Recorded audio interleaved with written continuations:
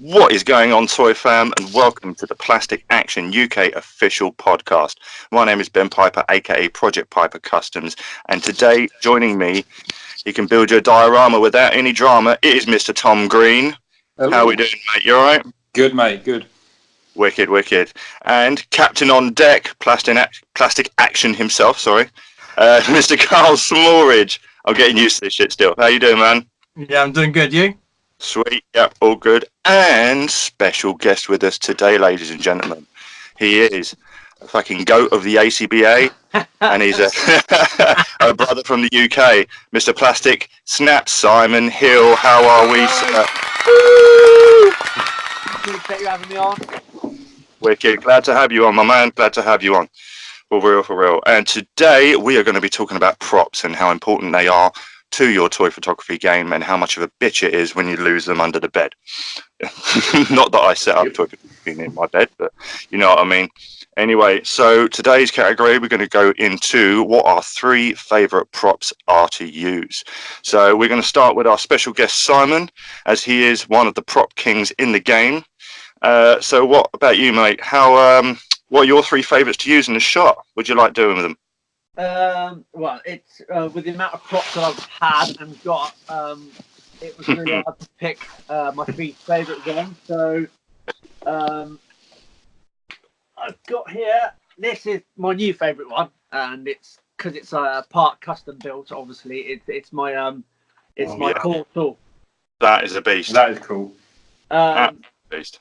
Discovered by accident at a car boot fair probably about 5 years ago. It's actually from the Secret Wars Doom Roller, and it originally was just matte black, and it was just on a display piece in my garage for absolute yonks. And the one day it caught my eyes, thinking that looks like a Stargate. Oh, yeah. What I'm gonna do? Definitely. I'm gonna turn it into a portal. So originally it was just black. And what I would do was stick blue plastic wrap inside and hit a light behind it, and the effect it gives off straight away is like a watery portal look. Yeah. So and I basically used it many times over my ACBA grinds, just with it matte black, and then this year I decided to finally finish it off and turn it into a proper Stargate. So I used corrugated cardboard. Beautiful. That's wicked. Good. It just works so well. Just fits straight in. It looks very like the CERN. It does. Yeah. Yeah, Super Collider. Yeah, and then I obviously gave it all a black paint job, and then dry brushed the weathered effect on, and then so that was that. And then also, as you've seen from my shots, is I sort of built a mini setup for it as well. Yeah. Oh, that's massive. That's crazy. That just looks like. Yeah, that just looks like massive. Yeah. Just fucking good. It looks perfect though. Like proper handcrafted dio type shit. You know, just like it's a proper actual miniaturized, base of a portal, rather than just like bits and pieces from around the house. And it can be like used for multiple setups. You can use your Turtles, any sci-fi, Rick and Morty. You used it with Thanos, didn't you? Did you have Thanos? I think it was when Infinity War came out. You had a Thanos shot with it. Yes. That was when it was just matte black. And because when we saw the trailer, nobody knew what those machines were, the Q ships. Yeah. So I automatically thought that Q ship looks like a portal. So I stuck where is it? I stuck mini Thanos was just like That's wicked. Yeah. It works, awesome. Doesn't it? It works so well. So, that's my new favourite prop at the moment. Oh, okay. But as you know, you don't want to like oversell it on ACBA. You just want to use it. About so it doesn't get overused. So drop some heat and then let it cool down. Yeah, and then repurpose it again with a different setup and a different theme and keep it fresh. Yeah. Yeah, I think the turtle shot with the T-Rex coming through is Just about to one of say. the best shots I've ever seen. That worked really well. And that fucking T-Rex is a... Is that the big mega one? Yeah, he's a... Oh, fucking hell. Fucking huge. Yeah, I remember chatting to you about it last year when they went on sale. Sainsbury's toy sale, yeah. Yeah. 35 quid instead of like 70 or 80. That's fucking epic. And what I didn't know is you can actually stick like proper miniature dinosaurs in his mouth. Nice. And you can store it in his gut. That's fucking brilliant. So what I did is I just gave him a basic black wash. I was going to say it. Looks good. Yeah, it does look good, really. So yeah, he was literally hanging off my fucking my table. Yeah. And then like. Yeah. It looks brilliant even now, doesn't it? It just looks brilliant. Fucking. I know. I managed to pick up a little mini one. Oh, they didn't have any of the big ones left, but you know, it's got the gimmick of the open. So I wanted to try and do some sort of like Ant-Man type a time vortex thing where he's gone prehistoric and then gone giant man to knock him out. Like smaller in scale, but yeah, that's the one I use for I done a mini mates shot with that one that you've got, but the smaller one. Yeah. So how much did a smaller one cost? Because the shop next door to us was selling it for like 45 quid. Yeah, I can't remember because I got it for my lad for Christmas. I can't remember what it cost now, but it wasn't that expensive. No, because I bought mine the same time I bought the Slam vehicle, which was 25 quid. It was in Smith's. So I bought the Slam vehicle, then the 2 Fortnite figures and the T-Rex. I think the T-Rex was about 30 quid, 35. I could be wrong. I just kind of thought, well, I'm saying bargain. There's three sizes, isn't there? There's that big one, the middle one. So it might have been the middle one they were selling for 40 odd quid. Yeah. Yeah, they're brilliant, absolutely brilliant. Those ones. Yeah, the big one. I was really desperate, but I was like, I've got the tiniest working space in the world. So my second favourite prop is the classic Morpheus. Morpheus. Yeah. Yep. Did you have yours from way back when the McFarlane figures first came out, or did you have to rebuy it like as you got into collecting again? No, because actually these are the KO versions actually. Oh, the KO. Yeah, I saw them. Yeah, I got no luck. In black. Yeah, I couldn't find one of those anywhere. I managed to get these on an action figure. About 5 years. No, not 5. Probably like 3 or 4 years ago. I think I picked up 3 off a member for like 15 quid. So and they're they're just stunning. I mean, they're really nice. Figures, if you work it well, can fit in there, and you can pick up some good props from action figure, can't you? Yeah. 2 seconds. Yeah, I've done that a few times. So I tried looking for one of those. The detail is incredible. Again, it's one of those props that can be multiply used across the display board with characters, different scenarios. So that's probably my. I'll put that down as my number 2. And my number 3 was another recent pickup. Again, doesn't get used much, but I just like it because it's unusual, and you can very rarely get some of these in a 1/12 scale. Fuck. Boom. Lovely. My sailboats. Beautiful. Those models, just it's one using them in setup is like double whammy of the appreciation of art. First, the craft, obviously, of building it, and you normally set it in like a glass cabinet in the living room, and it's like you really show it off with some ACBA, and it's just genius. Yeah, it looks amazing, doesn't it? It comes with all those bits inside it as well, or like some of them are fixed, but I'm gonna work with freeing them up. So I mean, there's loads of like netting. There's a lobster crate in there as well. Jesus, fucking sweet as fucking there. And that was found in an antique, as you know, as an antique shop in local town, and I managed to bargain them down. But yeah, that's again, it's quite a big piece, but you can work your angles on it, and you can sell it in many different scenarios. Again, you can go over the top, bird's eye view. It's just it's a real nice, beautiful piece. So that's probably my.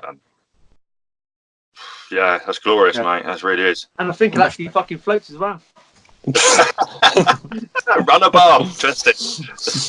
Pray to God. That's going to be my. I think summertime is actually take it down to a stream and anchor it down and have a proper proper outside shot. Yeah. Current doesn't take it away. I'll make sure Popeye's got his life jacket on. Yeah. Dropping your fucking mezco in the lake. That's just what you want. Just a bit of fishing string wrapped around him so you can pull him back. Yeah. Definitely. That's it. There's 80 pound just floating away. But there's. I mean, I got the amount of props I could have probably picked out. I mean, each one of them you can utilize for so many things. It's just sport for choice, really. So I mean, as we know as artists, we love our props, and they play a big part in us selling our stories. So definitely, Good on, mate. I saw you got that fountain, that sort of spiral display, just to put them all in. Yes, it was from a local hobbycraft store, and outside they put extra display pieces, and it's on wheels, so you can just rotate around. So access is I don't know where they all are. Maybe each got their nice little compartments. So that's the one thing. But I need another. Storing them is a bitch. I've got mine all over the gaff, and it's one of the nightmares where I have an idea for a shot, I can make it work with everything that I've got, and then I'm like, yes, right, let's set up. Fuck, where did I put that bit? Where did you put it? And then an hour goes by into your time of shooting, and you still can't find it, and then you have to abandon it until you can find your bit again, because it's just all over the gaff. So organising them and keeping everything in one place or the best you can is absolutely crucial. Otherwise, they just end up somewhere and you can't remember where they are. Definitely one thing I wish these toy companies would branch out more into is actually knowing the importance of these accessories to us, the photographers, because normally we have to end up buying such a wank figure just to get a nice prop, and then 25 quid gone just that little fucking wrap or something like that. It's like actually, saying that, I couldn't get one of those Morpheus chairs bootlegs, and I had to shell out 50 quid for a Morpheus just to get one. I bit the bullet and did it, but it's just one of those things, a sacrifice to the hobby. You sacrifice for the craft, and absolutely. And there was no way. There was only 2 or 3 up on eBay at the time, and that was the cheapest one. And I was like, do you know what? I can't see myself just randomly stumbling upon one.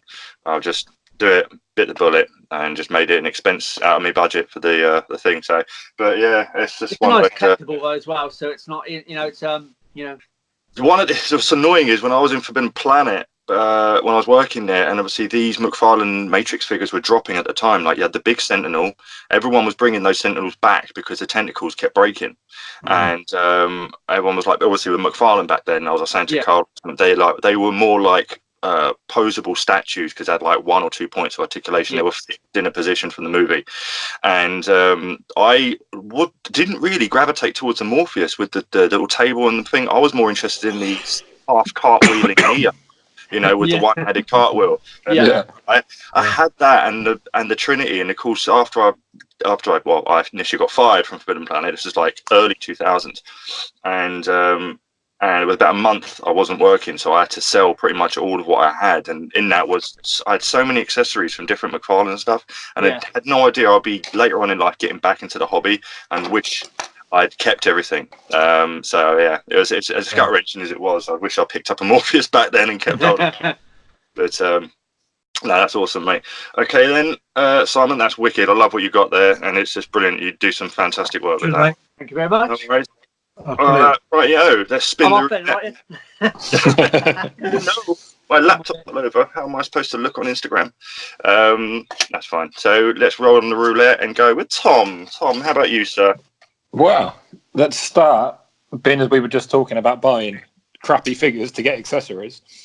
I ended up buying, I think it was Oz from Buffy, just to get the guitar and the amp.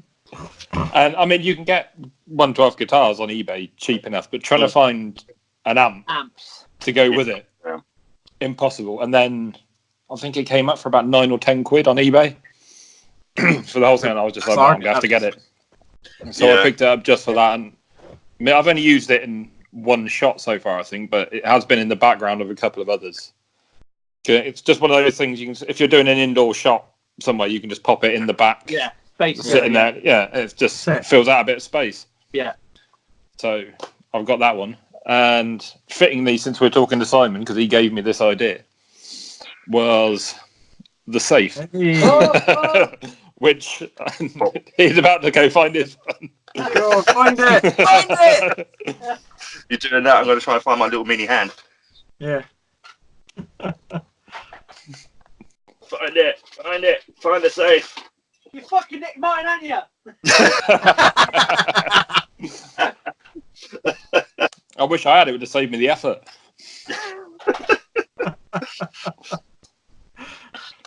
But while he's looking, he's still looking. Just put it away. He was just talking about how organised it all is. I know. That's fucking. And there you go. See, I can't fucking find it. As what we were saying, make sure you know where your props are. Yeah. I mean, it's a McDonald's Happy Meal, the penguins of Madagascar. Yeah. I remember I saw you put it up, and I was like, "Oh, where'd you get that?" So I managed to find one on eBay and then just paint it up, basically. Yeah, and good. How much was it? I think I paid £3, something like that for it, and then just paint it up. And again, that's versatile for so many different shots. Yeah. I've got a couple of things to do with the looping figures that I just picked up, but I need to go through Simon's shots because I know he's done stuff with them, so I don't want to be copying that. Have you got is that the 6-inch loopings, or you got the smaller ones, the classic? Yeah, you got that. Yeah, I want them. The SHF. Yeah, the SHF ones. I picked them up last week. I've done one shot with them so far, but I haven't had much of a chance to do anything with them yet. Been too busy dio building to do anything else. And then that is my third. That's it. Which came from my boy. Yeah, when he was, I think Jake was about 5, and he got really into turtles, and had that big sewer set. Here he goes. Yeah. That's the one. So it was just from that big sewer play set that he had. Yeah. So again, I just painted it up. Perfect. That's perfect. Is it? Yeah, it's perfectly scaled. I did some. It's amazing, and like obviously you've got the working lid on it and everything. Yeah. Again, any outdoor shot that I do tends to have that in the background somewhere. Yeah. Use that more than any other prop that I think I've got. Just because they're so versatile. Yeah. Yeah, definitely. That's why I love my WWE one, even though it's bright orange. It's just the lid's open. It just works. There's a lot of outdoor stuff, just rubbish. It's just it's real, There's going to be cans and wheelie bins everywhere, and just scattered litter around, and it just works. Right, well. I've got a whole thing there just full of like beer bottles and newspapers and like the little WWE accessories, like the little trash cans they do. Yeah, those and. Then the fire hydrants that I've just picked up. Well, fancy a beer right now. That I had someone printed them up, so I just painted them up, and one of them's going out with Karl's latest dio when I get that shipped tomorrow. Awesome, I can't wait. So that's mine. I think I added on that fire hydrant. I got one very similar, which I added. I think the Lego chain. Yeah, that's. I've got quite a few of these that I've got to paint up, so I think that's going to be the next job is to try and add a bit of chain. Nice little detail on there. Yeah, and just there's so many things you can do with them. Yeah. Yeah. Just randomly in the background, aren't they? Ideal. Yeah. Like I've got that one fairly heavily weathered, but I want to do one like a proper gloss red, so it looks quite new and things like that. It's little details like that which brings the actual setup to life. They're very important. So it's easy. Otherwise, it would just look like a plastic, piece in a shot. If it's not, if it's too glossy and it just looks like plastic. Yeah. Then it's just going to shame. All the light's going to bounce off it. It's going to show up. So just little tiny customizing jobs that you can easily do. And then the creativeness, the creative spark. You think, oh, this looks coming out really well, and I've done this.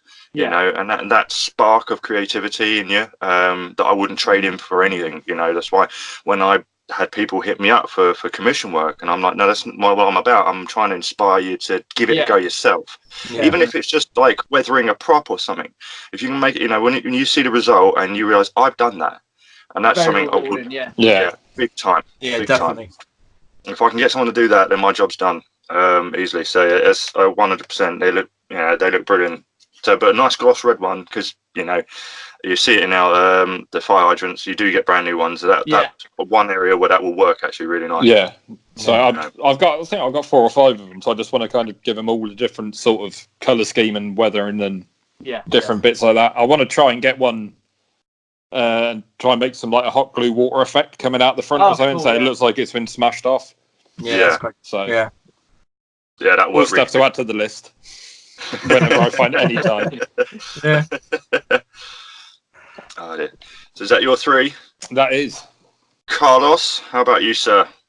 Well, I think I'm going to kick off with a dumpster again, with my wheelie bin. Nicely done. Nice, I like it. It's different kind of style. It's kind of like the one to get over here. Yeah, it's like a UK style, but so I did the weathering myself. You can see it's got rust. Like rust. Yes, that's brilliant.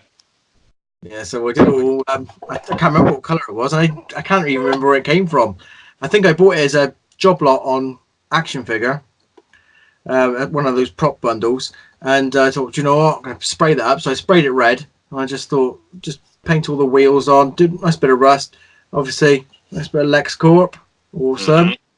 So that's my first one. I love it. I just stick it, like Tom said, I stick in the background, and it just fills space. But I just, you know, if I could do a dial just with this, I would, you know, just because it's an amazing piece, isn't it? You know, I think you fall in love with your props, don't you? You know, some of them are... Yeah. 100%. 100%. So the one that I made was this one. The stack barrel. Yeah, I really like that. Awesome. Yeah, so does anybody know the Mighty World bits? You know the Mighty World? You know the toys? They're like really small kids' toys. Doesn't ring any bells, but we'll take your word for it. Yeah. So what I did, I bought a bundle of them. So they originally come like that size. Jesus. Oh shit. You see? Look at that. Yeah. So I used a bit of this, sort of put that in there. If you ready? Here's one I made earlier. We have gone all Blue Peter. Yeah. And I don't know. I've not managed to use it many times, but I just love it because it's just awesome. You know, I made that myself, and I just came to you one day. Pretty art, that is. I like that. Yeah. You need a warehouse dio for that to sit in. Yeah. That'd be great. Or some random delivery dude, you know, just have a few boxes on there and he's wheeling some shit. You know, just in the street scene, he's just, you know. You could even do like a Hannibal piss take with that as well, couldn't you? Know what I mean? Oh, that would be good. That would be good, yeah. I like that. Deadpool on there, you got that's 200 likes easy. Yeah, unfortunately. I think my third one, my Snap-on. Oh yeah, I've got that. Oh. Look at that. And I think that's from the Mighty World sort of collection. See, little drawers come out. How Gucci is that? I'm going to have a look at whatever these things are, man. Yeah, man. When props go the extra mile and you can actually do stuff with them, like they just had the drawers just fixed, right? And the fact that it's so versatile and you can open them, do that exactly. Yeah, no, it's brilliant. And you know, with your props. Yeah, big Snap-on fan. Obviously, I can't afford the tools, but love to. There we go. Whatever we've got is a good chance that Simon's got as well. Yeah. I just love that. And for a garage scene, I use every garage scene. I just use one of these. You know, it's I think they came with like things like this as well. They're a bit small, but put them in the background. And if you've got like a bit of a forced perspective, they scale. You can make it look like they scale, or especially if they're right up close and you know sort of hide it a little bit. Yeah, it looks like one of those little trays, you know, that they're working on. Go close up. So I'm looking at a couple of bits now, and I've literally just seen a bundle, and I've thought about 5 Minimates shots that I could do just with the stuff from it. Yeah, that's the thing. It's great. When inspire so many ideas for shots. Yeah. And how many times you thought, oh, I could really do that shot if I had this prop that I don't have, and you go hunting for it. Yeah. And it's just, the shot sort of, the idea you have for a shot definitely drives your prop game. And one thing I do love is the hunt. I love the hunt for figures online, and I love the hunt for props, you know, because obviously there's some people, like, if someone has trouble placing a prop, they have a prop, don't know where the hell it came from. You show it to somebody, goes, oh, that came from that figure. Yeah. And I've got a couple, actually, I'm going to show in a minute, because I got a bundle from, I think it was when we were in the Marvel Legends group. And yeah, you just put up a bunch of props, and I was like, oh, I'll have that. I have no idea where half of them came from. And I could use some help just out of my own curiosity of knowing where they came from. But yeah, definitely prop game will drive your ideas for your shots for sure. One prop could spark about 3-4 ideas. No. And trying to keep the ideas coming is hard work. That's the thing. I have no idea how you do it. Do you ever have a period of just, like, you know, writer's block with ideas, Simon? Oh yeah. Last week actually, I suffered with I call it like creativity block. Whereas previously, a few years ago, I just, like, even if the idea wasn't great, I just post just for posting. I can't do that anymore. It's like if it's not 100% what I want, I'm not going to put it on the board. And the last week I've had a bit of a block. But when that happens, I will tend to say look at my older work and maybe do some revisits with obviously. That's a good idea. Yeah. You know, you can up the ante on, say, like a shot maybe which your skill level wasn't as good at that time, so, and then obviously do a slight twist on it, or just basically emulate it again, but with your new creativity and skill level. Yeah, it's good. I love it. Revisit, definitely. Oh yeah, I've got to start looking at that actually. Yeah, because my earlier shit, good damn. Oh, I remember the first beginning shelf shots. You know, where yeah, exactly. I remember one shot I did. This was, like, obviously way when I was actually just doing shelf shots, and the Stan Winston workshop Facebook group had shared it, obviously, but they didn't realise who it's from. They just pulled it, and I was like, hold on, that's my shot. And it's like had like about 20,000 likes and views, and like, okay, like 20,000 people around the world who follow this site has now seen my shelf and my wallpaper, and it blew my mind. And it was, I think it was when I had the custom, it was a BVS armored Batman standing next to a Predator, and I'd literally photoshopped in some speech bubbles, and it goes, tell me, do you bleed? And then Arnie's in the back saying, if it bleeds we can kill it, and then Batman's just having a go at him, and it was just on my shelf. I was just having some fun with it. Random shit. Yeah. Definitely revisits are worth it for sure. What about you, Ben? Myself, right, for this, let me move the old desk out the way. A little mini desk. And so you can see some of the... I wonder what the fuck that was. It's not a fucking yeah. At least he's dressed today. Yes. The best done. No, for sure one of my favourites is from a guy called, I think it's, I forget his name on Instagram, but it's Zach Williams. And I saw on Instagram he was making explosions effects, and this is when my prop game was really, really basic and didn't know idea how to make them or anything. So I asked him to make me one. It took a while because that was when I think Florida was going through all these storms and stuff, and he did get affected, unfortunately. But eventually he did get sent to me, and it's like just a cotton wool with the chicken wire explosion effect. Nice. I haven't used it in anything recently, but man alive, I absolutely love this thing. As soon as you hit it with a nice yellow light underneath. Let's see if I can. I've got one here now. Is it on the yellow as well? No, it's just just kaboom. And if it's back, and obviously if you have it close up, you can see that it's cotton. But obviously if it's way back here, out of focus just slightly, and it's just brilliant explosion effect. I just loved how it came out on camera. So this, they're great, those sort of things. For sure. And this is starting to slowly fall apart as I've been using it, but just how the effect it gave on camera, I just fell in love with it. So for sure, I made a similar sort of thing for a Nightcrawler shot. Oh yeah, for a bump. Yeah, like just spray painted it purple instead of like the orange and stuff like that, and that worked quite well. For a bump, that's actually a really good idea for a bump. For sure, because obviously going on to the Matrix figures again, and once I got these back again, the pillars. Oh yeah, they're just great for like framing. I think I used them when I framed it. It was me Hulk punching Ryu to the ground, and I had it just framed like that. And I thought, just some show from destruction as the fights progressed out into the street. and obviously they're little. You know, obviously it's hard if you have them way back, in the shot there, you just get cut off, but close enough. And I just love the reinforced wire. And I'll tell you what, even though I'm a crap for their articulation, man, their detail is crazy. Yeah. I absolutely adore these, and I'm so glad I've got them back again. Both, because I only had the one back then, for sure. So those two, and these actually I bought off eBay, and they're a bit small. I thought they were 112. They actually are 112 scale, but my pub bar. Ooh. Actually, bought two different ones because I wanted to try and do something with my Desperado custom that I made, like sort of in the film where he has a big shoot 'em up in the bar. So obviously when I bought these, I thought they would be big enough.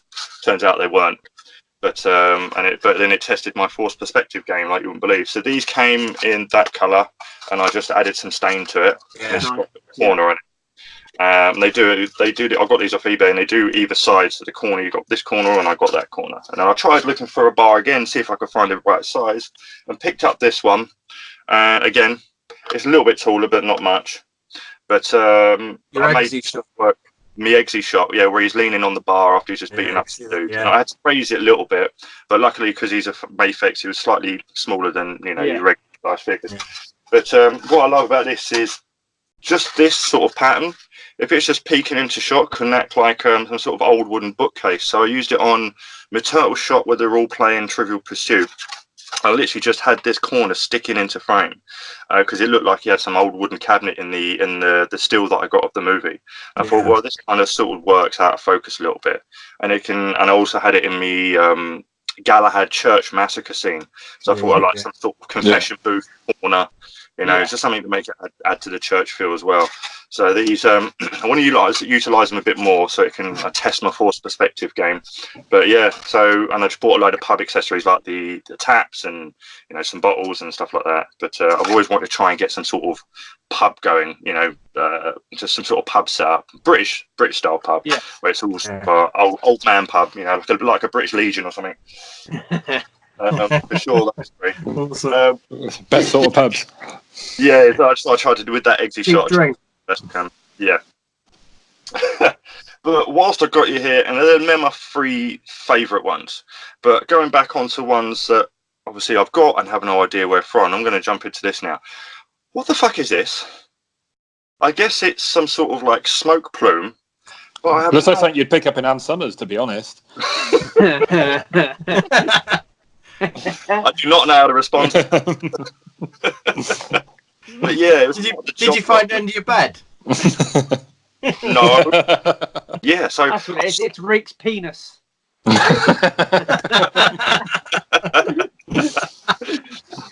it's got where it can attach to something. So I was like, I saw this in an Ebony Moore shot. Behind him, he had 4 of these, and there was a car on top, like as if he'd lifted the car with his telekinesis, and he's acted like smoke plumes. But it just could almost be like a rubble falling, couldn't it? I think that could be. Like back it up. So it could easily in the background have rubble falling. Yeah. Or if you had a bird's eye view, and it could be like like have Superman or something here, and it could be the dust plume as he's taking. Yeah. Plenty of uses for it, but no idea what it's meant to be. No idea. And another one, which is a cool prop, but I have no idea where this came from, is a parking sign. Oh, wow. Yeah. That's cool. That looks like something you'd have got from the old Marvel Select when they used to do the big bases to go with the figures. Yeah. Because this is it's a button here for something, and I have no idea what it's for. But it obviously used to be a gimmick of some kind, and I don't know what. But so just random. So I thought this is awesome for like some sort of street destruction. This could just be knocked over and if you're doing a rooftop shot, you can pop that off to the side. Yeah, just in the background. So I just thought random, no idea where it came from, but happy to have it in the arsenal. That's the quality on that. It's very, very odd. For some reason, it's not from like Sin City or something like it, is it? Do they have any props with their stuff? They do, like Diorama kind of pieces. I don't remember seeing it. I might be wrong. I don't know, because I know they released a comic series line rather than the movie line as well. It could be. I just don't remember seeing. A very nice piece. Thank you very much. But they're the randoms that I have no idea where they originated from whatsoever. But from those, going from our favourites now, one thing is we definitely, obviously, those that have collected crops for a while, we have some of the weirdest shit going. And I wanted to touch upon what everyone's most weirdest, obscure thing that they have. Do you think you'd really never see in a shot, or something that could be classed as a day, maybe? And I wanted to start with me. What on earth is going on there? Sounds like someone standing what the fuck are you doing? Sounds like a trash panda. I can't see, for some reason, Karl's and Tom's screens they're gone back to their profile pictures. I've only got Simon in my view. It should be recording with all of us on it, so hopefully in the playback I'll get to see what you're up to, Tom. Fair enough. He's just got his knob out. So you can't see me now? No, not at all. I can only see your profile picture. Oh, well. You could flip me off, I wouldn't even know. Funny you should say that. As if we would. Okay, so yeah, most obscure thing I got, which is when Ricardo of Toy Comics sent me grind competition prize, which is in Mezco Wolverine, and he also threw in some accessories, and one of them just happened to be some poo. Oh, made poo. That's good. It's a good prop. I like that. So I got shit in the mail. So I've no idea. I think I'm going to use this in some sort of, a bit pushing it ATBA Deadpool kind of thing.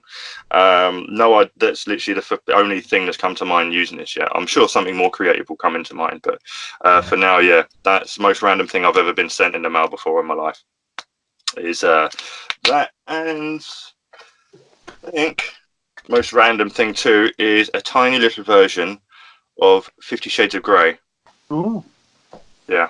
Which I used in a Harley Quinn shot. She just murdered someone and then just sat on the couch reading 50 Shades of Grey. Flip herself off. Yeah. Got posted in the adult toy photography group, which I'm not a member of. No. So yeah, those are my little risque weirder shit. Carlos, I can't see it for some reason, but let's pretend that I can. What have you got, sir? That's your most weirdest thing you've ever got prop wise? Well, you're holding up a rampant rabbit, Karl. Oh.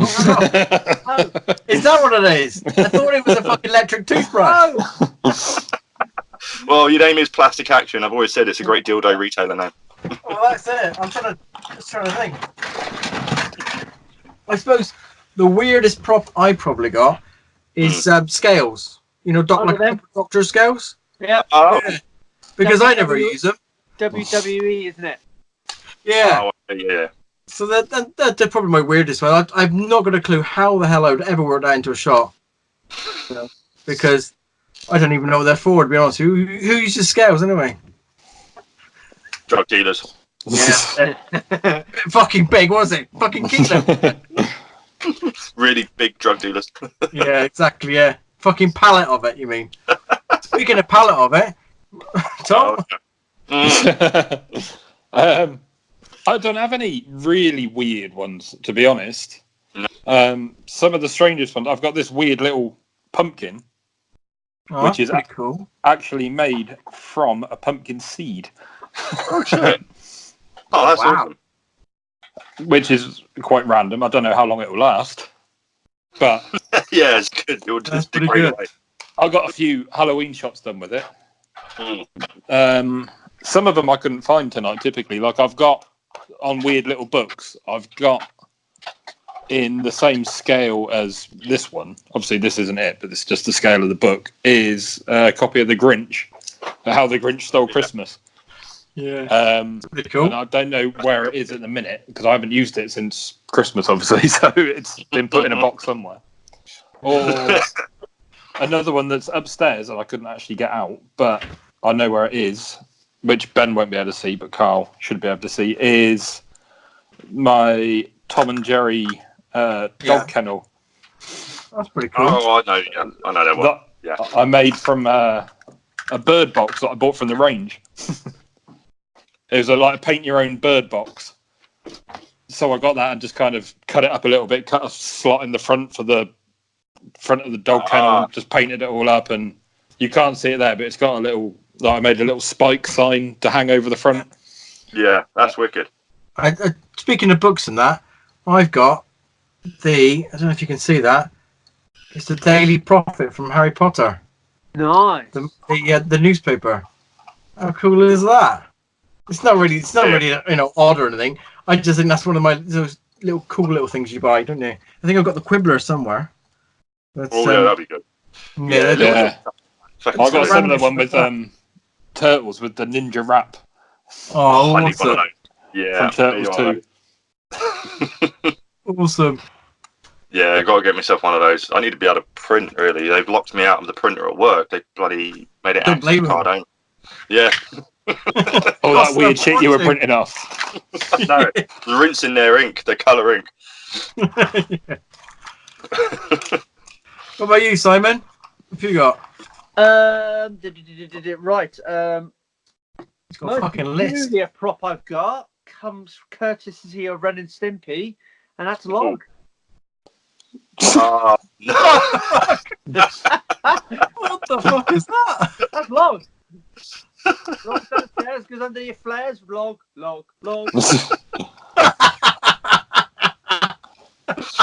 That's amazing. So he's got a green bit. That's really cool. I'd like to see that prop. reissued when they do the Super 7 ones that they showed at Toy Fair. Yeah, sure. Those Ren and Stimpy figures look quality. They're like... Oh, brilliant. Brilliant. He's got the googly eyes going as well. He came with like a little fez as well. Oh, cool. Nice. And he came with his own little chair, which I used in the COVID shop the other day. Oh, shit. Yeah. Yeah. That's wicked. Yeah, because it's very like caricatured, that chair. I like it, yeah. Yeah. Also obscure is the little sewing machine. Oh. Wow. So you used that in that Kermit shop, didn't you? Yeah.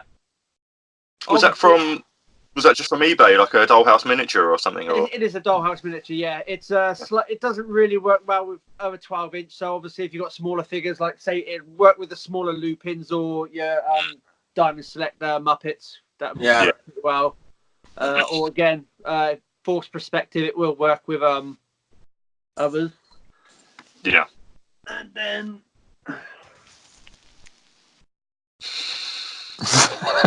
Tennis match or ping pong. We need a Forrest Gump figure ASAP. Yeah, Karl, send me yours over. Have you still got him? Yeah, I still got him somewhere. Yeah. Excellent. I don't throw shit away. It's boxed somewhere. Yeah. I'm a bit of a hoarder. Yeah. No, we should never throw props away. Yeah. No. Yeah, I'm learning that now. Sure. Yeah, no, that's the thing with the dollhouse stuff. You can obviously get anything in miniaturized dollhouse form. It's just a shame when not everything will work in scale. You know, it will turn up really, really tiny. Big as well. It'll label it 112, and no doubt it probably is genuine. But yeah, it's like for smaller props. Like I bought. There was a lady who just literally handmade a bunch of household shit. So there's a bunch of little DVDs with printed cases and stuff, a birthday cake, popcorn, random little household shit magazines, and then a whole plethora of stuff. So I was just literally like $1.99 each. So I just click, add to basket, and send it all in one here. So bits and pieces like that, I'll just throw in a living room scene. Yeah. This is great just to fill it out. Just random miscellaneous crap. More of that, the better. Like litter. Yeah. Little rubbish bags, anything I can just throw on the floor, disregarded. And I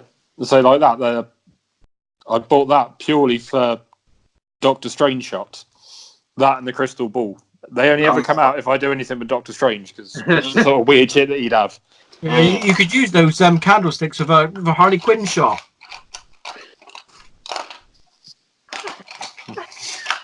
I'm going to pretend I didn't hear that. I really did. I've seen it. Actually, speaking of your Doctor Strange, one of the things, I don't have one here because I gave my last one away to Marty, but one thing, my favourites that I actually made myself was the, I'll show the picture because I got it printed, was me sling ring. Oh, yeah. which I'm making for you, Tom, as well. I've got like it started, but basically, yeah, when I was in Photo Combat, when I had, it was round 5, we had to mash universes, and I tried to do the Doctor Strange and Harry Potter, and I think I'd seen some dude make.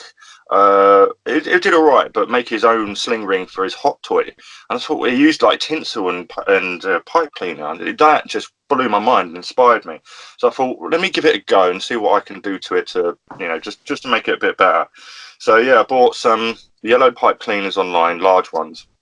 I managed to bend it, like literally just take the two ends and managed to join them together with some basically super glue, and then I got some sewing thread just so it was, and then whole circle then. And then I thought, well, I want it off the ground, but I don't want it hanging. For the Photo Combat shot, I do have it hanging on string. So my first attempt, which wasn't very good, I managed to get some tinsel off Amazon, one gold, one orange, and I wrapped one side in orange and one side in gold. And then I managed to get a print out of the Sanctum, had it in perspective, so it looked like it was coming through. And the shot, you could tell it was tinsel in the shot. So that's when I thought, no, I'm going to make this a little bit better. So I switched up my creation on it. So I went in with the pipe cleaner, and then I added bendy wire feet, so it elevated off the ground. I thought, well, I can just hide that. I can just hide the feet, so I weren't too worried. So I did bendy wire feet, and then I went in with 2 layers of the orange on the front. I didn't do any on the back, and then another layer of the gold, and I basically just super glued it all the way around. Made sure all of the fray was like sort of flowing in the same direction. Yeah, and then it would give that sort of sparkly effect. Yeah. And then I hit it with 2 yellow lights from the back to add some rim from the bottom, and then 2 pointing directly on top of it from above, and the whole thing just lit up. And it when you look at it, you just think, this is crap. But when you hit it with lights and it came out like that, it looks good, doesn't it? Yeah. Fucking really tangible, that. Yeah. And then I went in with a 3-layer deep tangible setup for some depth. The biggest setup I've ever done in my life.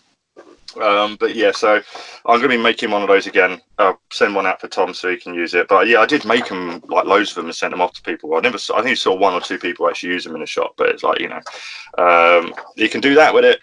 So yeah, that's one of the most favourite things I've made myself, just off the dome. But yeah, so yeah, I guess favourite thing you've made yourself. But yeah, you recently made, Simon, your little fishing rod. Yes, I have. Saw that.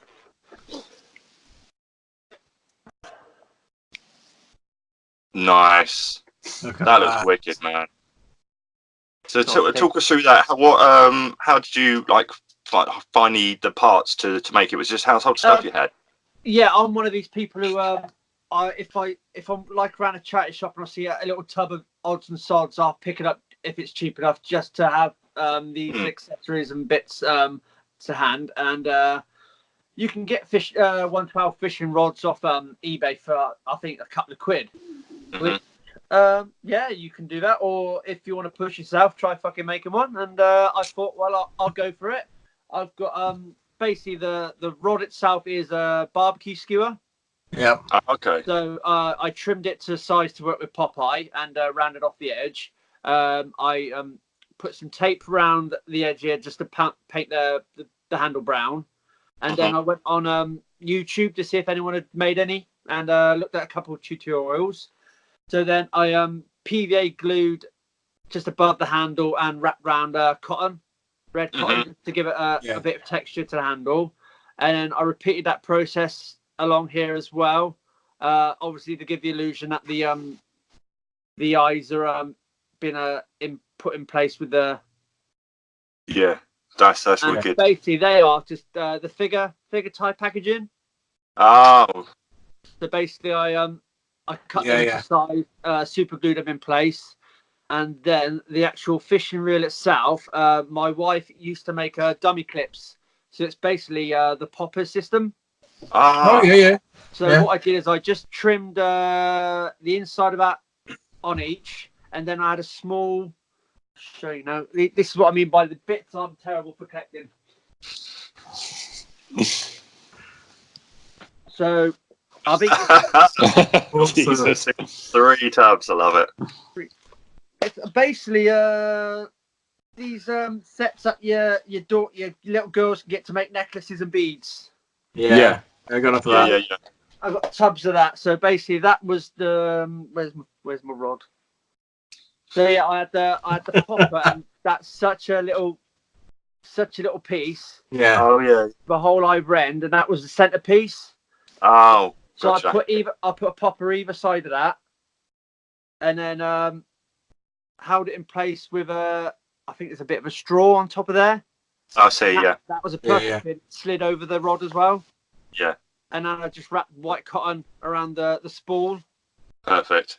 And then you fine. got like the real handle as well. There. Yeah, that's again. It's a little another little piece from the tub, which was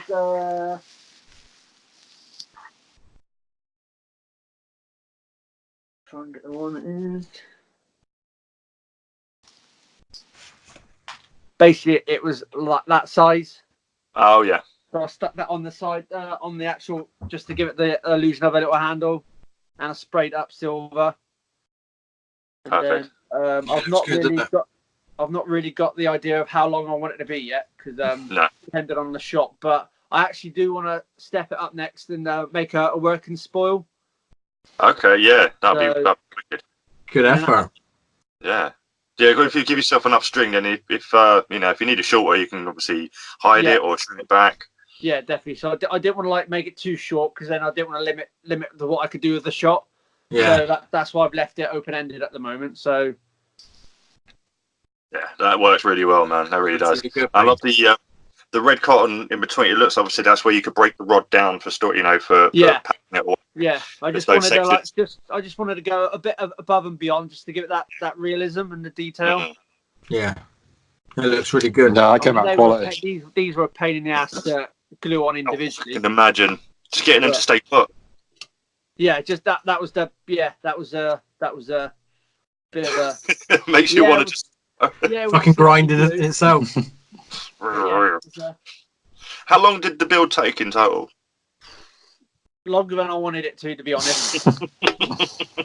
In between, like sourcing the bits out, and I'd say it's a couple of hours. It took me a couple of hours, admittedly, but it was for assembly once you got it all. Yeah. Sourcing all the bits. Yeah, I can imagine. Yeah, no, that's really well. Have you not used it? Have you used it in a shop yet? Not yet. No, I just put a quick post up on P&P and dia structure of the actual build and action figure. Yeah, but, I've got the plan. The shot I've got planned is I'm gonna have that big bag. Yes. Oh, I saw the photo earlier where you just had the tail sticking out of a bag. It was again charity shop. It was it's slightly damaged, but I mean, great white sharks, they get attacked in the sea, and so I'm not too bothered about that. And it's proper vintage great white shark. And if you wanted to buy one of these brand new in a shop now, that's a good £30+ easy. Yeah. So I'm gonna have him slightly hang like that, and Popeye obviously next with his fishing rod.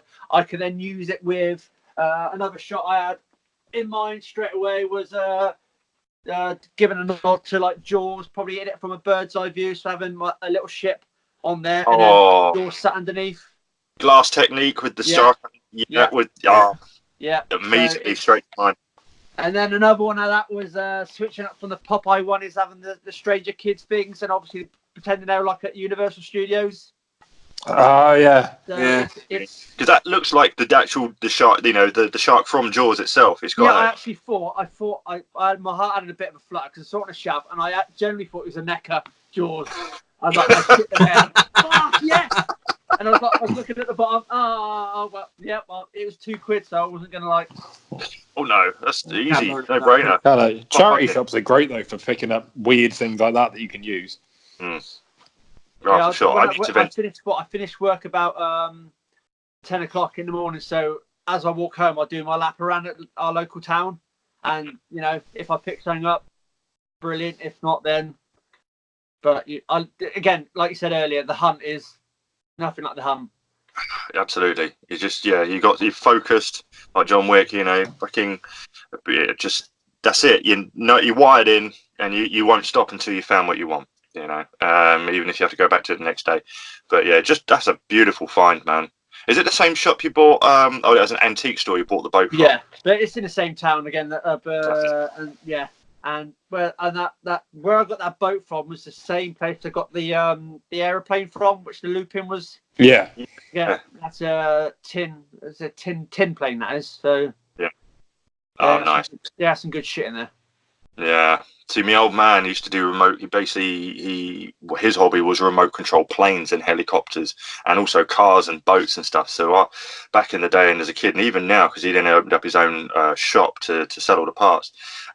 Just nothing but model stuff, and he had some built, mainly gliders. You know, you'd launch off a bungee and then catch a thermal remote control round. But he had loads of the, just obviously prop ones, and I was trying to think, has he got any still complete models lying around? And if I got somewhere I could shoot something with it, because you could easily make something work like that. Oh, Karl's left. Hope he comes back. Fucker. All right, then. But yeah, no one like Karl anyway. We're all good. So yeah, I'm still hunting to see if he's got something complete, or like even a fuselage of something, like, where it could be in a hangar. And or like a plane graveyard. So even if you got the bits, you could have like a plane crash scene with someone walking away from all the bits. There he is. You come back, Karl? Welcome. Yeah, lost connection, that's all. And I can see your face. Still can't see Tom's, but I can see yours. That's all right then. As long as you can see mine. You're not missing much, don't worry.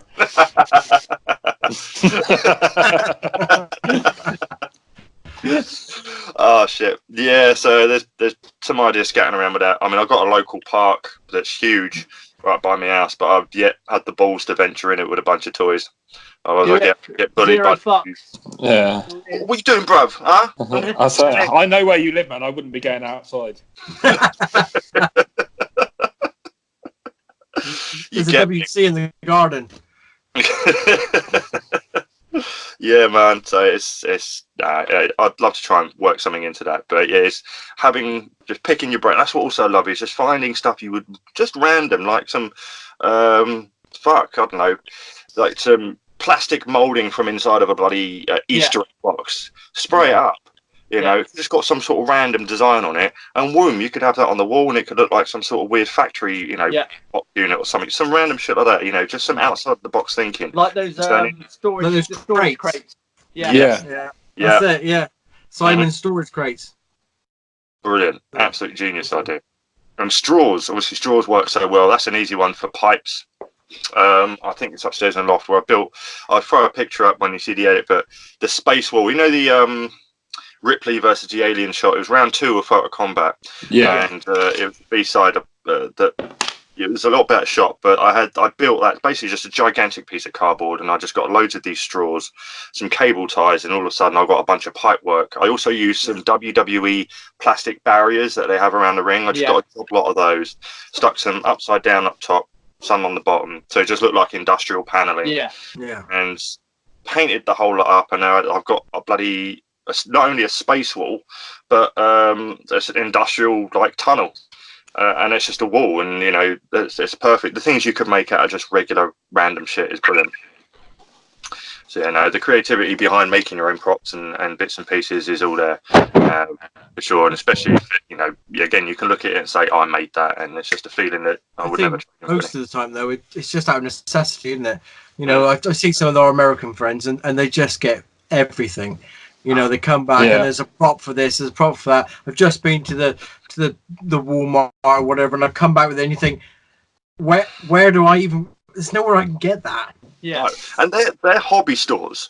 Obviously, they've got about 5 or 6 different chain of hobby stores with full dollhouse miniature sections in them, and of all different shapes and sizes. And it's like, where are the days where our hobby stores used to be? I mean, there is no more local ones. The only chain that I know of now is Hobbycraft, and it's literally, for us in the UK, it's just online, or like you say, charity shops and antique shops, but just general hobby shit. So it's all there under one roof, and we're really lucked out on that, unfortunately. Yeah, definitely. That's I probably would want to maybe get a band of us brothers together and say and start making the UK aware that we need shit like this. Yeah. Because it's so limited here, and it gets so frustrating as well. Mm-hmm. I mean, if we can, I really would like to just make these toy companies in the UK aware that this toy photography in the UK is a big thing. Yeah. It's massive in America, but the UK, it's big here, and I think they just need to be aware that there's some good shit going on and start fucking helping us out. You know what I mean? Yeah. Sure, yeah, and it's growing year by year. I remember when first I was getting into the customizing and then the photography side, just being in the community which does it all, and is noticing how big it's starting to grow. Yeah. And I think my old man said he saw actually on TV a news article filming in the Forbidden Planet in London that I was at, and he was talking, and the whole report was how this store, which obviously is abundance of toys, comics, everything, there's very few actual kids in there, and it's all adults. And it was just basically a big look at the culture now. Adult collecting is growing vastly, even if it's just collecting to be on display. And there's quite a few. They're still in the community, and they still love seeing what we do, even if they don't want to give it a go themselves. But they love action figures and just the way they look and the design of them, and these big Japanese companies that are throwing in all the detail, throwing in all the parts. And the price point is like, there's no way on earth, if this ain't no cheap action figure a kid's gonna just bash around. It's like, no. This is £100 figure, and it stays on the shelf, or it's going in front of a camera. Yeah, definitely. And it's like, these companies are. That was one of the main reasons we started action. Was one of the main reasons we started Plastic Action in the first place, was to get everybody out there. The UK are actually there. They were representing. Some of the shots that are coming out of the UK is amazing. Talk about just you in general, Simon. Your shots, they're up there. But they're up there with the best. But that's what I was saying. We don't get anything. We don't get any of that recognition. It's always our American, brothers out there, which is brilliant for the hobby itself. I shouldn't moan at that, but the UK artists, we're just as good. It's I mean, like you said, our American friends. I mean, some of them, their craft are up there, and and I don't begrudge any of them getting any of the publicity they do. I think credit to them. You don't get nothing. You don't get anything for nothing. They worked hard for that, and then I get frustrated then when I see people who I know in the UK who are busting a nut. They're doing it for their sales only, but don't get any recognition at all. And that pisses me off. I'd like to see the UK side getting that limelight, not to get anything for it, just to be put out there and have their work recognised and just so we can represent. That's all it is. Just represent what we do. Represent our craft. Represent our art, because that's what we are, and that's what we're about. We spend hours grinding. A fortune on the toys, on the props. We just want to be out there. We don't want anything for it. We just want to represent. But we're here. See us because we see you, and it's just one. And especially saying that, definitely, I agree with you, Simon. We should there should be more awareness if all of us can shout and scream a bit louder that we are limited here in the UK. But I give you that. On the flip side, being limited is spawning our creativity to do to build stuff ourselves. Stuff we can't get in a shop that you might be able to just easily walk into America and get one. And I was like, I mean, hopefully it won't take that away. Obviously, the convenience is very much needed, but just a healthy balance. Yeah, healthy balance, but it's just forcing us to really get on the grind in creativity instead of just making our own shit. I think if you look now, I think 3D printing is going to change the game a lot. And a lot more people, they're a lot more affordable now to buy, a lot easier to use. People doing it. So hopefully, I mean, just earlier, I was speaking to Jennifer earlier about she's just done the little sticks of dynamite and the little crates, so I've got some of those ordered up. And things like that, and the hydrants I've ordered here, and more things like that are going to be coming through and make it a lot easier to do sort of more complicated setup and shots. Hopefully, anyway. With 3D printing, I think absolutely they're coming down in price. More people are getting access to them, and then it is making the files, and then having the files be for sale. So if you have a 3D printer. Got a file for something, you can just go, wicked, I'll have that, and you can print it yourself. I think what was it we keep seeing regularly is that gigantic Sentinel head that someone's been 3D printing. I was chatting to the guy the other day about it because he's the one I got the hydrants off. He's doing that. He's also just starting a run of the 89 Batman like where they kept the suit, like the big safe for the Oh, suit. yeah. He's doing a run of those. Yeah. Yeah. So hopefully they'll turn out good. Yeah, that'd be quite cool. That. Because when they do the Mezco 89 Batman, whenever that drops, that'll look, just having that on display with that thing behind it will look quality. Yeah, they'll definitely release that. That'd just be beautiful. That would need its own shelf in the detox. Yeah. Just lit up. Man, I'm getting excited.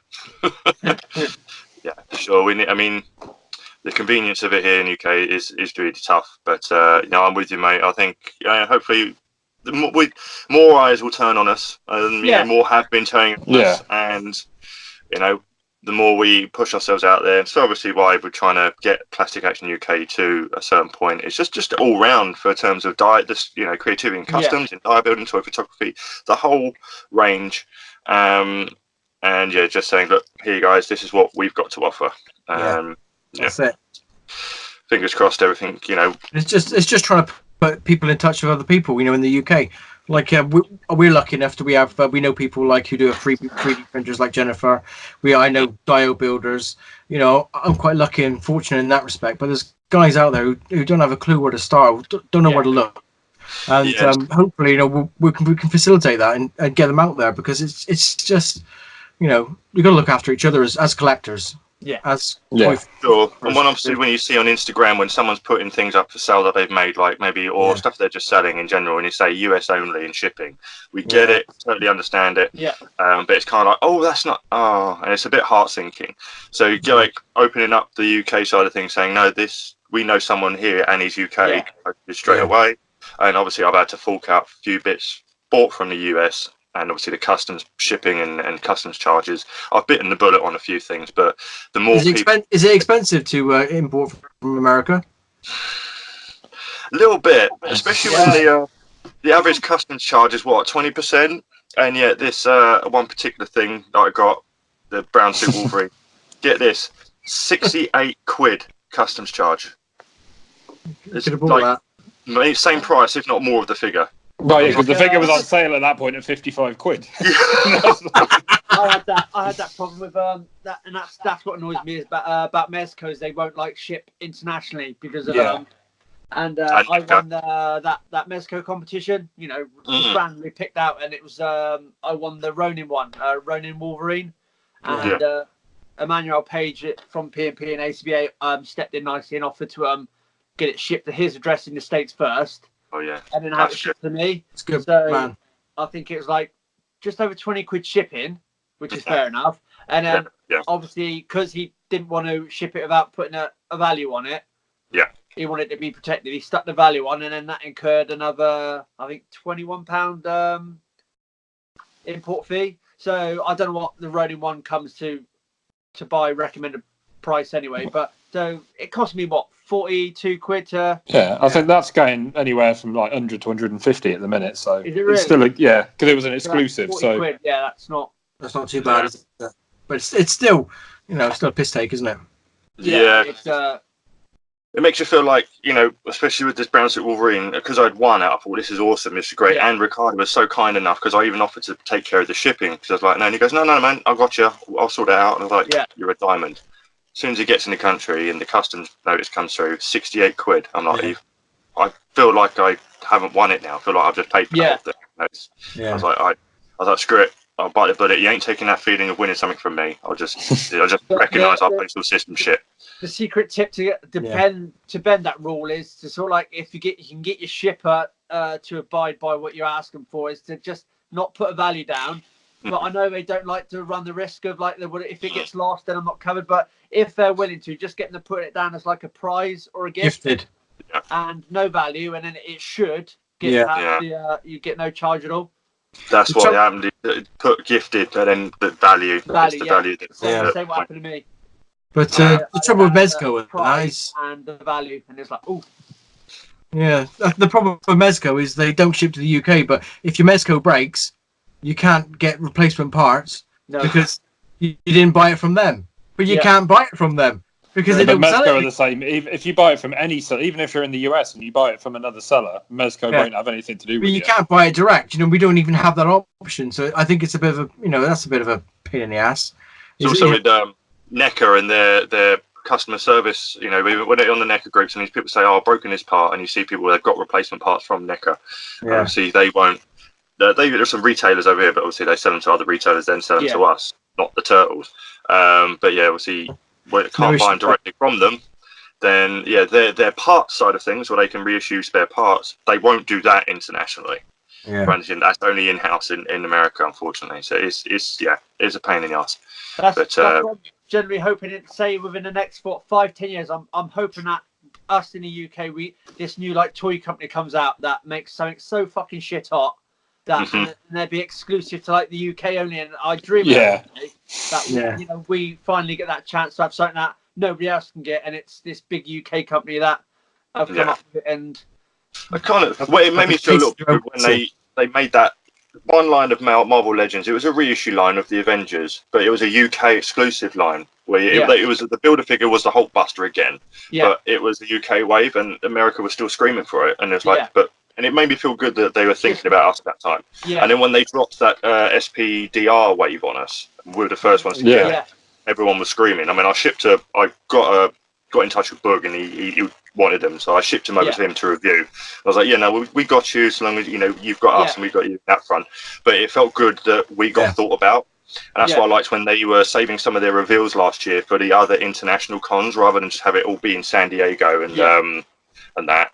And they were reserving some to drop in these other international ones. So when the London one came up, couldn't believe they dropped a beast at mine. I thought it was going to get just the couple of crappy ones. And everyone went frigging nuts. But it was good to, we're getting thought of. Yeah, definitely. And hopefully that continues and increases just a bit divide more. it around, because it's worldwide, isn't it? It's a worldwide hobby, and I think they should share it. I mean, I get a bit frustrated as well that some of these artists are quite secretive. Like, you try and like get in touch with them, like, where do you get this from? It's like, oh, I'm not going to tell you. The whole point of this hobby is you learn something yourself, and then you pass that knowledge on. Yeah, no, definitely. Passed on, and it's the same with your prop hunting. It's like, I got this prop from somewhere. I'll show you where you can get it from, and then it's a domino effect, isn't it? It is, yeah. That's it. When you see people put up, I just got this, they're on clearance at so and so, or they're on Amazon. Luckily, we can buy from the US Amazon. Obviously, that's cool. And they go for it now, and people share that information. It's like solid, mate. But that's why the Facebook groups are so good for that sort of stuff. Like, we always seem to be helping each other out in the groups for where to go and what to look for and stuff. Especially for imports and things. The Turtles, the GameStop exclusives. Who was was it Wayne Kent, who just helped out everyone international by buying quite a few waves. He got you sorted finally. We spent it so long getting your stuff. I knew it. I told you get it. But that man, he did everyone a solid in international, and it's like people like that looking out. He just basically didn't even ask for anything. He just, I'll get them. You pay the shipping, and that was it. He just it's people like that are worth their weight in gold in these communities, that are just not in it for any extra payments or a bit of extra pocket money. It's like, I'll get you these. You just sort me out the shipping, and that's it. Yeah, it's wonderful, man. There's some US contacts are great, so I was able to get mine. And shout out to Nick Dronick. He's Lenses on Figures. He's been a massive help to me in getting some stuff like with the San Diego Comic-Con exclusives, and especially in the Predator front, and obviously with the Turtles. And any time he needed help, I've helped him recently once, and I always help him out with customizing stuff, and he did a solid. And it's just great that there's good people in the world in this community. I've been in a few sort of communities, and especially online. One was when I was working out heavy, so the fitness community, we were all right, but no community's been this awesome in terms of just decent people. There are some idiots out there, but like 90 is community, and it's just brilliant. It's like one gigantic family. You got Mo out in Egypt, people looking after him, and he's very much in there. I'm not sure if you got Christina Conan out in Australia. And she's doing great work, and it's just great that the whole thing's worldwide. And to be honest, it's been a life-changing event for me. To be honest, this brought me, out of a dark. When I first discovered the internet, it was more like Facebook and all that. And you misuse it for your hound people. You know, you get a bit of a banter going, and you sort of like you can be an absolute cock end, and that was before you even knew how to actually use the internet properly. And then discovering ACBA, it totally changed my whole aspect of how to treat other people, and you know, it just to be a positive person without having always trying to shit on people or belittle and all that. And it's definitely ACBA's definitely been a life-changing experience for me. It's for sure, man. It makes definitely it changed. You just how you are, like for this hobby, and just how yourself have grown in the craft, and you've people have aided you with tips and stuff, and you're getting better, and you're getting praise, and then people saying that you're their inspiration, and that's mind blowing. It kind of gives you more confidence, and you take that confidence, you can put that in any part of your life. It's just anything to better yourself. And this thing's hobby, man, and the people in it can make you better as a person in general in life. Definitely that's done that for me, definitely. 100%, man. It's a good feeling. Like I would say, you inspired the hell out of me and Karl, mate. And I've had people say that I've been their inspiration. It's couldn't ask for a better warm, fuzzy feeling. It's like, really? That's the rewarding part of it. Is it's the recognition and just be acknowledged. Yeah, definitely. 100%, man. And anyone who says they put their stuff out there, I don't do it for likes. Well, no. You do, because when you're putting your art out there, you're putting it because you want it to be seen. It's not you do it for yourself. I mean, we do it for ourselves, but you put art out there because you want it to be seen. It's not like I put it out there for myself, but if it don't get seen, it don't get seen. No, that's why we're doing it. We want it to be seen. We want to be acknowledged that people can see. Yeah, they're putting hard work in. That person's serious about what they're doing. Yeah, definitely. Yeah. Does anybody else here print off their own pictures? Yes. I only did it last year for the first time. Yeah. Same. Calendar. So for sure. Like you made up the calendar, didn't you? Yeah. Yeah, and only I think about 3 people actually got in touch and said, "Can I have one?" I was like, "What? You want my pictures?" I wondered about that. I thought you were going to put them out. I would have copped one. I didn't know because until you had the mock-up. It was sort of like a rushed idea at the time.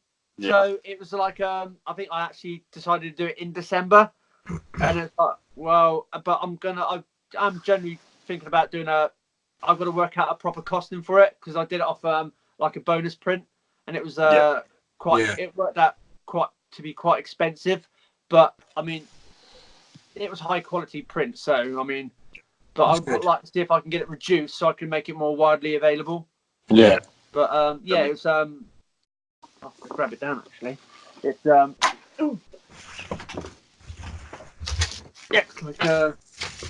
that's not a South vein, like I just had to try it. It's look at me! Look at me! Look at me on the front. I mean, that there's nothing like. I mean, you see it on the computer and all that, and it's when you see it like this. Yeah, no, it's just changes, isn't it? Yeah, that's the. It's amazing, man. I mean, it's seeing it bigger scale. Yeah.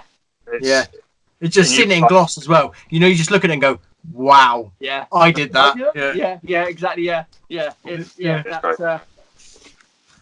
So I mean, like what you say, I was seeing you had started like you putting the kit together a calendar, and I was like, I've seen other people say like, "Oh, I've got prints of my work," and I thought, I'd love to see what mine's blown up like. So I picked a few, found a site that I could get a good size for. Yeah. Because not all my shots I had at the time fitted well in the size they were looking. Yeah. But that's in the special collection of shots you got there under the bed, Karl. But then my parents for Christmas, they bought me a leather-bound portfolio to put them in. Yeah. So I thought this is wicked. So I could, the ones that I was extremely happy with how they came out and I could make work, print them off, and God forbid the internet ever shuts down, you have a hard copy of your work. Yeah. And it's amazing. Sod's Law, I can't actually. I just pulled the bloody Doctor Strange image out. Sod's Law, I can't actually find the album now. But send you seeing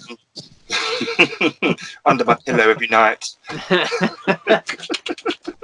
I sleep with it like this. No, it's amazing to see it blown up. It really is. Yeah. It's worth it.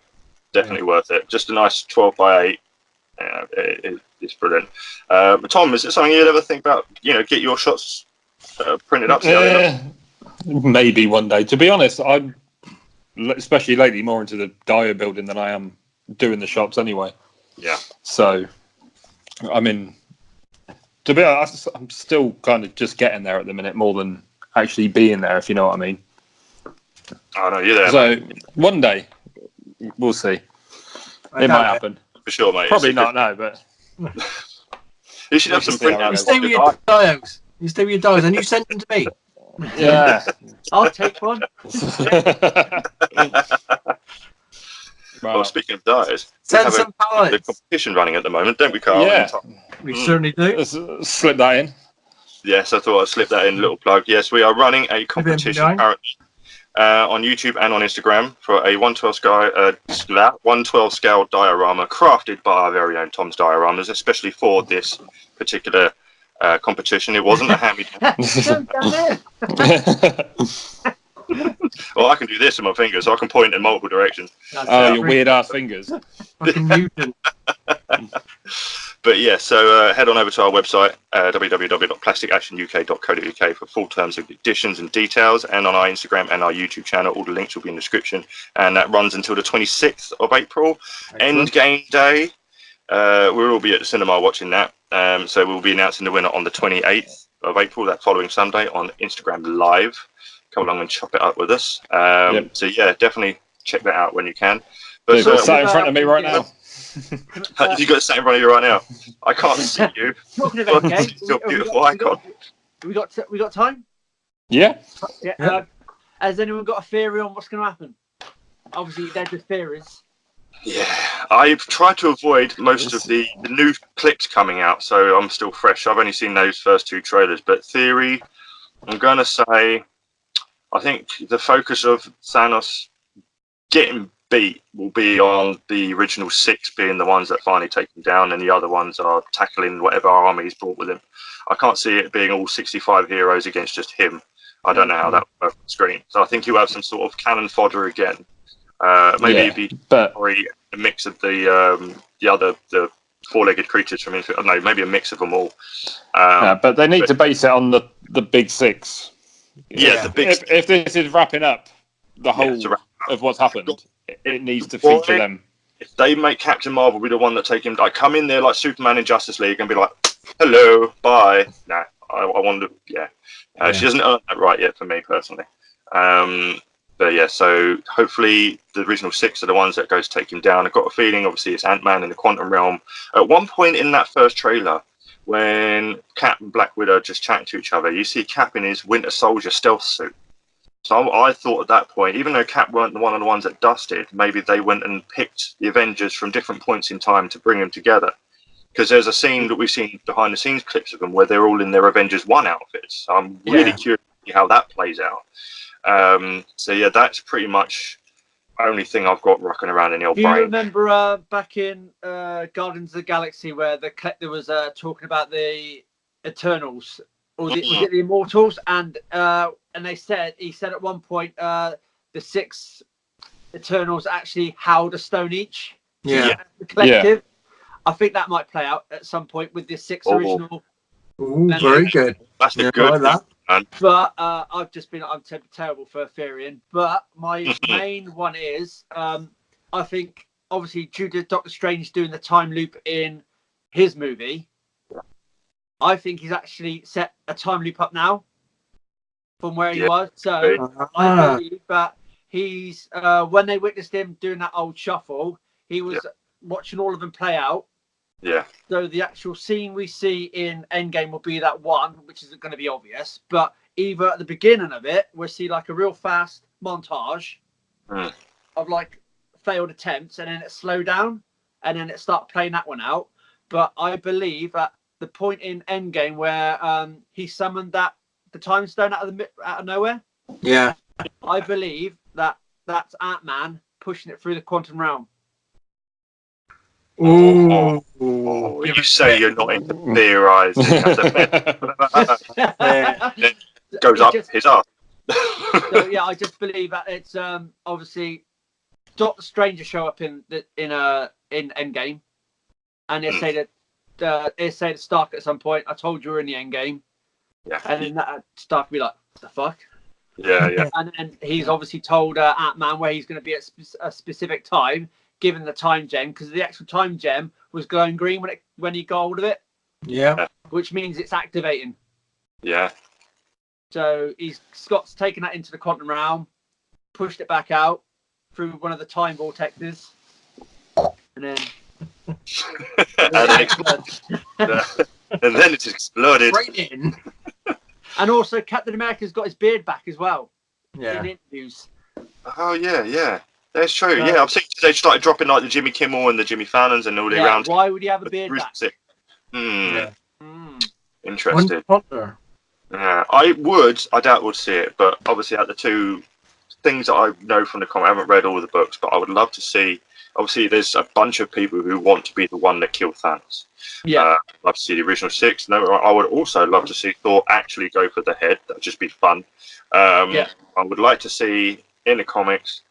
I know they haven't made Drax out to be the him being built to purposely be the one that kills Thanos, but there is a particular scene where he just punched through Thanos' chest, heart in hand, and just something I would love to see. That was it. And I think Nebula holding the gauntlet to reverse the snap and bring everyone back. I don't know. Still curious to see if any of those who died before the snap will actually come back, or if it's just the ones that got dusted. And obviously the theory that we're all kicking it in the soul realm, soul stone. Yeah. You know, just there, with a cup of coffee in the soul realm waiting room, think, fuck me, come on, reverse it already. I don't know. But I don't believe they're officially dead. I think they've been transported to the soul realm. Yeah, I'm waiting to see Gamora, though, is the one that I'm waiting to see if she comes back. Yeah. For sure, because that's what everyone thought. I mean, when they were announcing Far From Home, just like the release date and everything, and they said, it's going to be picking up right after Endgame. Yeah. And then, of course, then they reset the release date being a month after Endgame. It's like, well, they pretty much just shot themselves in the foot for marketing.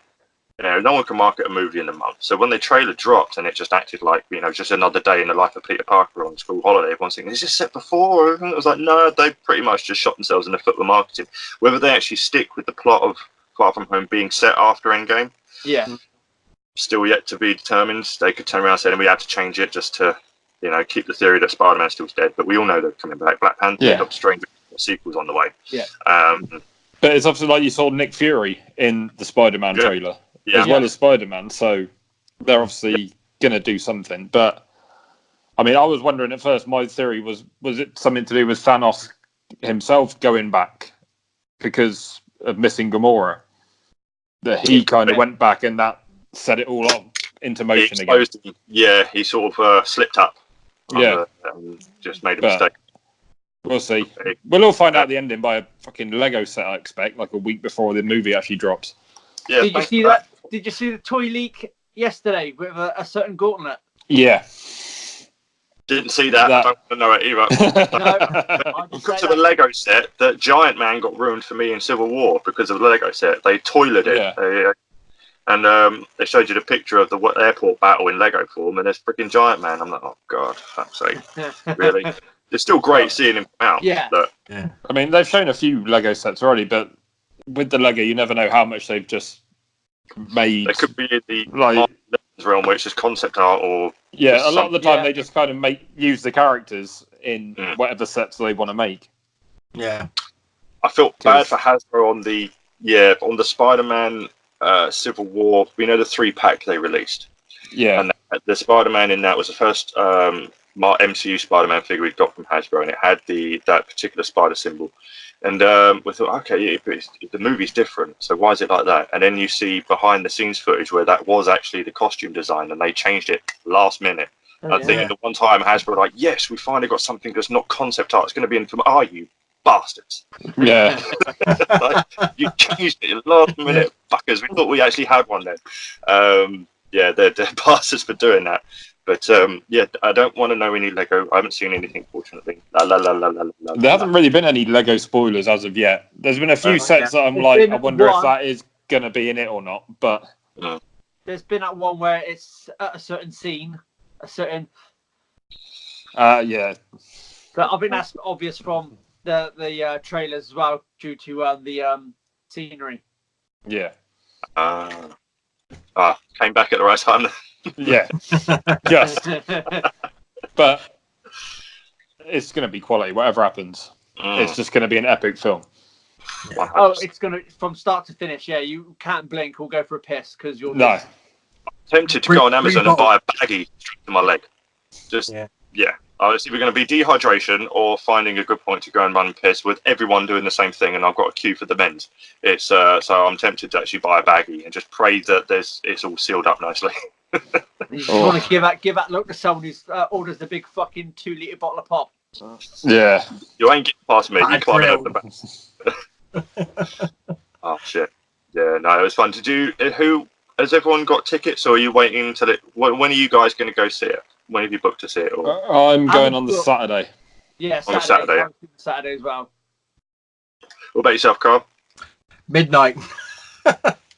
On the Wednesday midnight. Yeah.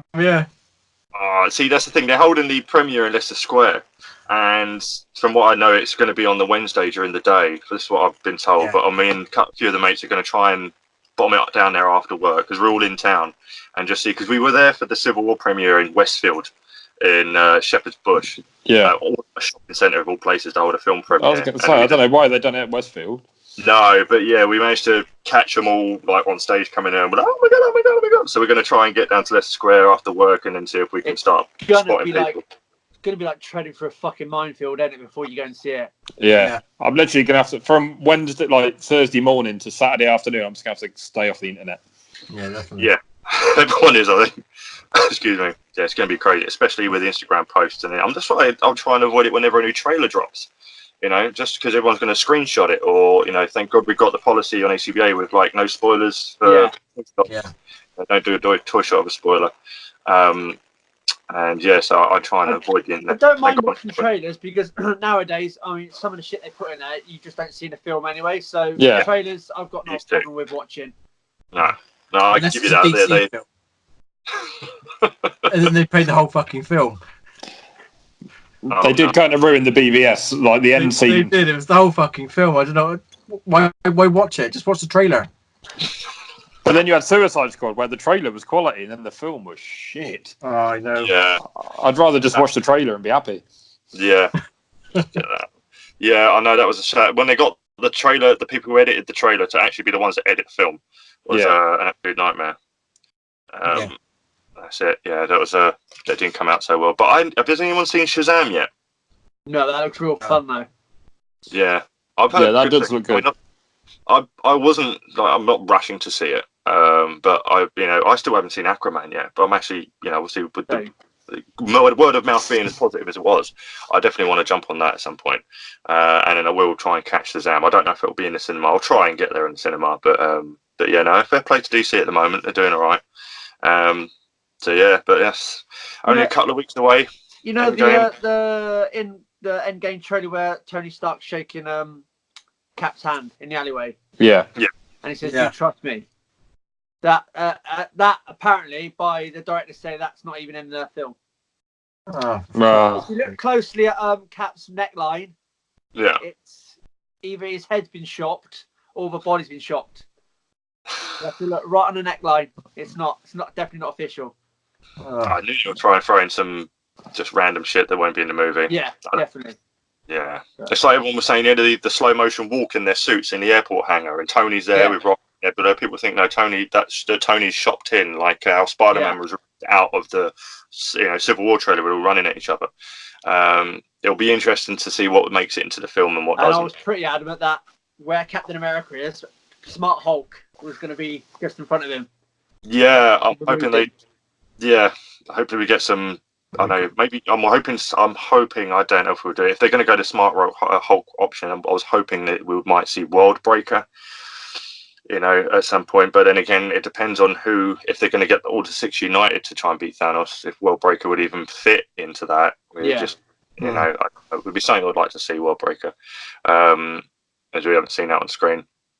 But if they go with the mixed, their own version of Mr. Fix-It, just not grey but smart. So Hulk, obviously, they're saying that everyone who didn't get much screen time in Infinity War will get a lot more. and especially the original 6. So it will be interesting to see how much Hulk, because that's the one thing I was a little bit let down with Infinity War, was the lack of Hulk. Obviously, especially when we're seeing from toys again, we thought he'll be smashing out the Hulkbuster suit and just wrecking shop. And that famous Wakanda running shot as well, you know what I mean? Yeah. Bastards. Wankers on that. Unbelievable. That's the thing, when Thor landed, the most epic scene in that movie, when Thor came down and landed with the rest of them, I think Black Panther's never seen Thor yet, nor has he seen a talking raccoon. So when they're all popping up, you know, like meerkats, and looking at, holy shit, who's...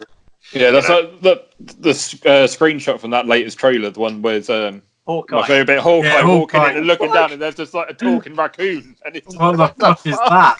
Yeah. It's true.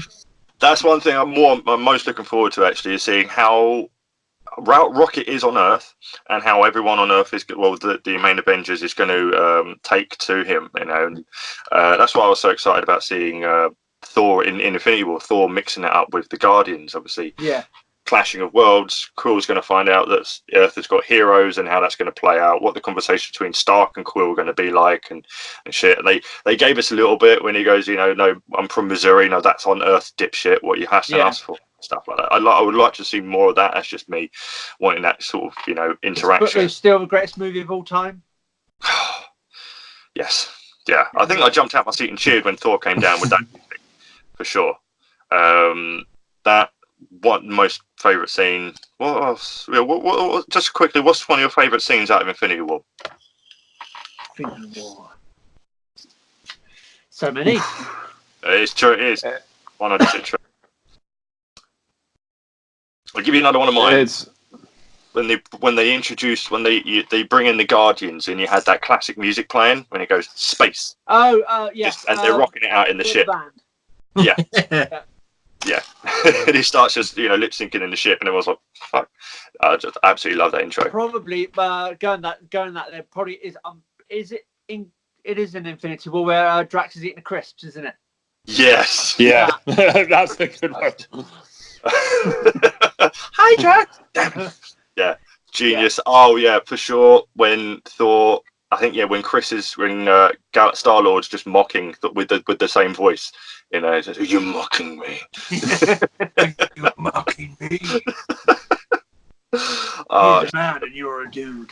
That is a man. Look at his muscles. Yeah. He stopped touching his muscles. And they got. You're gonna say I'm fat? Well, you have put on a few pounds. You like that?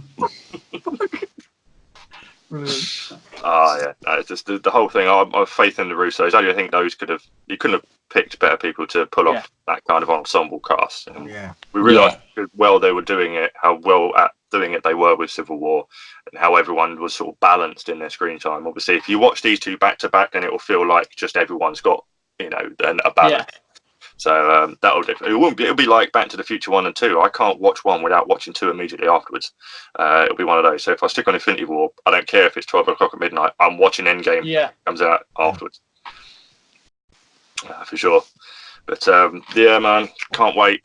It's gonna be wicked. I think we might have to just do a podcast just going in on one about Infinity War. Yeah, it's gonna have to happen. Yeah. Is there anything else we'd like to touch upon prop wise? Just put the tiny hand away, for God's sake. Take my scarf again. That's really weird. It's a scary movie all over again. Oh, stop it, you. Stop it. Thank you, Ulysses Claw. Thank you, Ulysses. Oh, dear. But I think we're good. We're all good with the prop game now. I think we touched upon most things. Yeah. All right, and with that, then I guess we will wrap it up for today. Thank you so much for watching, guys. So let's go see where you can find everyone. So, Simon, where can the lovely people of the interwebs find you? You can find me on Instagram at plastic_snaps, and you can find me floating around on Facebook pages such as Action Figure Trading Community UK and ACBA. Wonderful. Go find him, stalk him, message him, tell him you love him. Thomas, where can they find you, sir? Yeah, Instagram. I'm Toy Art 2 and Tom's Dioramas. I've got the Tom's Dioramas Facebook page, and again, quite a few Facebook groups. Dire Structure, again, the Action Figure Trading Community UK, and just various groups like that. Excellent, excellent. Definitely hunt him down on the interwebs and the Book of Faces and the grams of Insta. Definitely. And Carlos, yourself, sir? You can find me at plastic_action, or you can look at Plastic Action UK. I know we've got a Facebook, we've got Instagram, and we've got a website. So do not just drop us a line. You know, anything, just some of your shots, some of your dios, just send it to us. We're going to stick it on the website because we just want to represent. So come on, guys. Yeah, contact absolutely. Us. And use the hashtag Plastic Action UK on Instagram, and we can find quite a few of your shots on there, or all of them, in fact. And we'll do feature showcase videos on YouTube, showcasing some of your artwork as well, and on the webpage. And that is www.plasticactionuk.co.uk. Christ, what is wrong with us today? La. How now, brown cow? But I am Project Piper Customs on Instagram and on Facebook, and you can find me floating around on the ACBA Facebook group, the Toy Comics Inc. Facebook group, and just everywhere and anywhere. If you want nudes, just ask. Public toilets. Public toilets. If you're looking for a good time, it's not Snapchat. I won't be there, but you can Snapchat. Guys, thank you very much for watching, and until next time, Plastic Action out. Peace. Bye.